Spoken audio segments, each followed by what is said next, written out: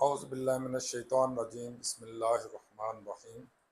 अल्लाह जल्ल शानहू दे नाम दे नाल अल्हम्दुलिल्लाहि रब्बिल आलमीन वल आक़िबतु लिल मुत्तक़ीन अस्सलातु वस्सलामु अला रसूलिल करीम। दोस्तों अस्सलामु अलैकुम। डॉक्टर नसीर कालो हाज़िर CNP न्यूज़ तो।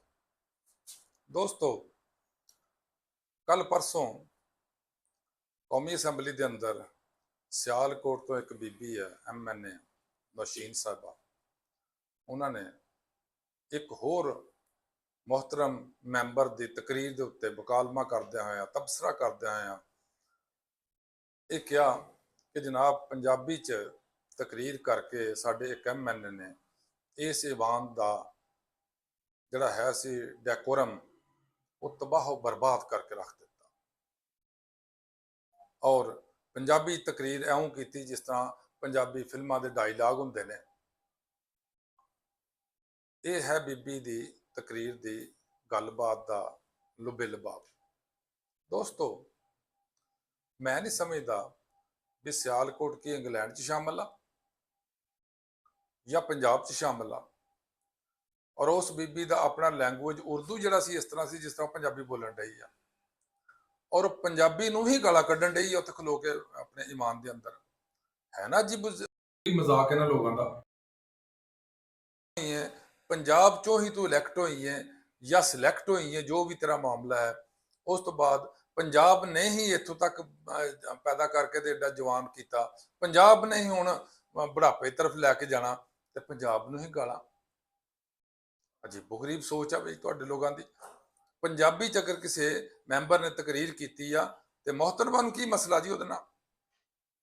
पंजाबी एक वाहद जबान है साडे पाकिस्तान की, सिर्फ पंजाबी जिन्हों सारे समझते हैं, उन्होंने बलोची भी समझते हैं, उन्होंने सिंधी भी समझते हैं, उन्होंने पठान भी समझते हैं, उन्होंने फारसी स्पीकिंग भी समझते हैं और उन्होंने उर्दू स्पीकिंग भी समझते हैं। सारे बाकी जबानों असी पंजाबी नहीं समझ सकते, हर एक जबान भी तकरीबन नहीं समझते, लेकिन पंजाबी एक ऐसी जबान है जिन्हों सारे ही समझते हैं। लेकिन मोहतरमा उत्थे खड़ियां होकर ईमान के अंदर पंजाबी नूं गालां कड्ढण डईयां ने। तो तुसी मेहरबानी करो, तुसी पंजाब इत्थों असैंबली नूं भी छड्डो, पंजाब नूं ही छड्डो, तो तुसी लंदन लिए शिफ्ट हो जाओ और उत्थे जाके लंदन के शहरी बन जाओ। दूसरे नंबर ते इसे बीबी ने अज तो कुछ साल पहले पिछले बजट के अजलास या उहदे करीब करीब भी इस तरह पंजाबी तकरीर की, वो भी किसी नूं गाली गलोच कर रही सी। उदों भी किसी होर MNA नूं गाली गलोच कर, उदों पंजाबी च खुद कर रही सी। हैरान कुन सोच है इन्हां लोगों की, हैरान कुन नज़रियात इन्हां लोगों के, हैरान कुन इन्हां दे जुबाना ने किस तरह खलो के गल कर लेंदे ने। जदों कि बंदा उत्ते कोर्टां च भुगतदा फिरन डिया कि मेरी बीवी मैनूं मारदी है ते मेरे बच्चों नूं मारदी है वगैरह वगैरह। दूसरे नंबर ते आ जाओ, सियालकोट तो ही एक बीबी वजीर है माशाअल्लाह मरकज़ की, मोहतरमा ने किया कि चुप करके कौमी असैंबली चों एक बिल पेश किया, वो जनाब कानून बनवा लिया। वो जो आया सैनट च उदों बिल का पता लग्या भी ये 6 महीने पहले तो कौमी असैंबली ने पास किया। तो बिल की है कि यह जड़ियाँ सोलर सैलूलर कंपनियां ने, मसलन जैज़ है, टेलीनॉर है या दूसरा यू फोन है, ये जिथे मर्जी चाहणगे जिदी मर्जी प्रॉपर्टी च जदों मर्जी अपने वो लगाना चाहन खंभा वो लगा सकते हैं, उन्होंने कोई नहीं रोक सकता।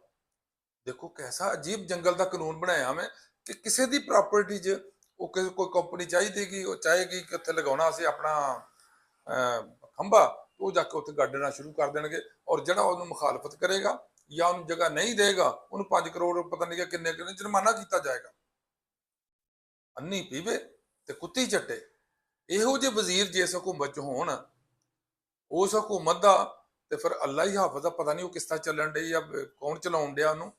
वगरना जिस मुआशरे च ये जंगल का कानून चलता हो कि जिदा दिल करे तगड़े का जिथे मर्जी जाके कब्जा करने को पूछेगा कोई ना, बल्कि उन्होंने जुर्माना होएगा जो अगो इतराज करेगा। तो तीसरी खबर बड़ी अहम खबर है, एक MPA साहब ने साडे पंजाब असैंबली के, उन्हें असैंबली के अंदर खड़िया होकर एक तकरीर फरमाई और ये फरमाया कि 5000 के नोट के उपर कायदे आजम साहब की तस्वीर के नाल जनाब मियाँ मुहम्मद नवाज शरीफ साहब की तस्वीर होनी चाहिए। ਅਸੀਂ ਇਤਫਾਕ ਕਰ ਲੈਂਦੇ ਹਾਂ ਭਾਈ, ਹੋਰ ਸਾਡੇ ਕੋਲ ਰਸਤਾ 'ਚ ਕੋਈ ਨਹੀਂ।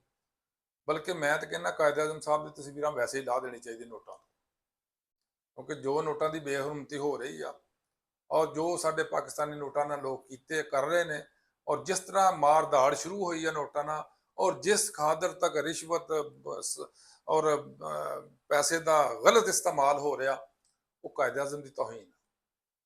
ਉਹ ਸਾਰੇ ਨੋਟਾਂ ਤੋਂ ਲਾ ਦੇਣਾ ਚਾਹੀਦਾ ਉਹਨਾਂ ਦੀ ਤਸਵੀਰ ਨੂੰ, ਤੇ ਵੱਡੇ ਨੋਟ 5000 ਤੇ ਲਾ ਦੇਣ ਮੀਆਂ ਨਵਾਜ਼ ਸ਼ਰੀਫ ਸਾਹਿਬ ਦੀ, 1000 ਵਾਲੇ ਤੇ ਲਾ ਦੇਣ ਮੀਆਂ ਸ਼ਹਬਾਜ਼ ਸ਼ਰੀਫ ਸਾਹਿਬ ਦੀ, ਜਿਹੜਾ 500 ਵਾਲਾ ਵਾ ਉਹਦੇ ਤੇ ਲਗਾ ਦੇਣ ਮਰੀਮ ਨਵਾਜ਼ ਸਾਹਿਬ ਦੀ, ਜਿਹੜਾ 100 ਦਾ ਨੋਟ ਰਹਿ ਜਾਂਦਾ ਪਿੱਛੇ ਉਹ ਤੇ ਲਗਾ ਦੇਣ ਹਮਜ਼ਾ ਸਾਹਿਬ ਦੀ ਤਸਵੀਰ। ਮਗਰ ਰਹਿ ਗਿਆ 50 ਦਾ ਤੇ 20 ਦਾ 10 ਦਾ, ਉਹ ਖੁਦ ਫੈਸਲਾ ਕਰ ਲੈਣ ਕਿਹਦੇ ਕਿਹਦੇ ਨੋਟਾਂ ਕਿਹਦੇ ਕਿਹਦੇ ਤਸਵੀਰਾਂ ਲਾਉਣੀਆਂ। ਔਰ ਚਲੋ ਇਸੇ ਤਰ੍ਹਾਂ ਇਹ ਖਾਨਦਾਨ ਦੇ ਪੂਰੇ ਦੀਆਂ ਤਸਵੀਰਾਂ ਦੇ ਉੱਤੇ ਆ ਜਾਣਗੀਆਂ। ਬਾਬੇ ਵਿਚਾਰੇ ਨੇ ਕੀ ਇਤਰਾਜ਼ ਕਰ ਲੈਣਾ, ਇੱਥੇ ਜੀਂਦੇ ਇਤਰਾਜ਼ ਨਹੀਂ ਕੋਈ ਕਰ ਸਕਣ ਦੇ, ਤੇ ਉਹਨਾਂ ਦੇ ਫੌਤ ਹੋਏ ਹਨ 70-80 ਸਾਲ ਹੋ ਗਏ ਨੇ, ਉਹਨਾਂ ਕੀ ਇਤਰਾਜ਼ ਕਰ ਲੈਣਾ। ਦੋਸਤੋ, ਇਹ ਮਾਮਲਾ ਜਿਹੜੇ ਮੈਂ ਤੁਹਾਡੇ ਸਾਹਮਣੇ ਲਿਆਂਦੇ ਆ ਕਾਬਲੇ ਗੌਰ ਵੀ ਨੇ, ਬਲਕਿ ਕਾਬਲੇ ਗੌਰ ਖੌਰ ਵੀ ਨੇ, ਔਰ ਉਸ ਤੋਂ ਇਲਾਵਾ ਕਾਬਲੇ ਰਹਿਮ ਵੀ ਨੇ ਔਰ ਕਾਬਲੇ ਤਰਸ ਵੀ ਨੇ ਕਿ ਮੇਰੇ ਪਿਆਰੇ ਮੁਲਕ ਦੇ ਵਿੱਚ ਕੀ ਕੁਛ ਹੋ ਰਿਹਾ ਔਰ ਕਿਸ ਤਰ੍ਹਾਂ ਹੋਣ ਨਾਲ ਜਾਣ ਡਿਆ। ਅੱਲਾਹ ਤਾਲਾ ਪਾਕਿਸਤਾਨ ਨੂੰ ਤਰੱਕੀ ਦੇ, ਪਾਕਿਸਤਾਨ ਦੀ ਹਿਫਾਜ਼ਤ ਬਣਾਏ ਔਰ ਪਾਕਿਸਤਾਨੀਆਂ ਦੀ। ਅੱਲਾਹ ਹਾਫਿਜ਼।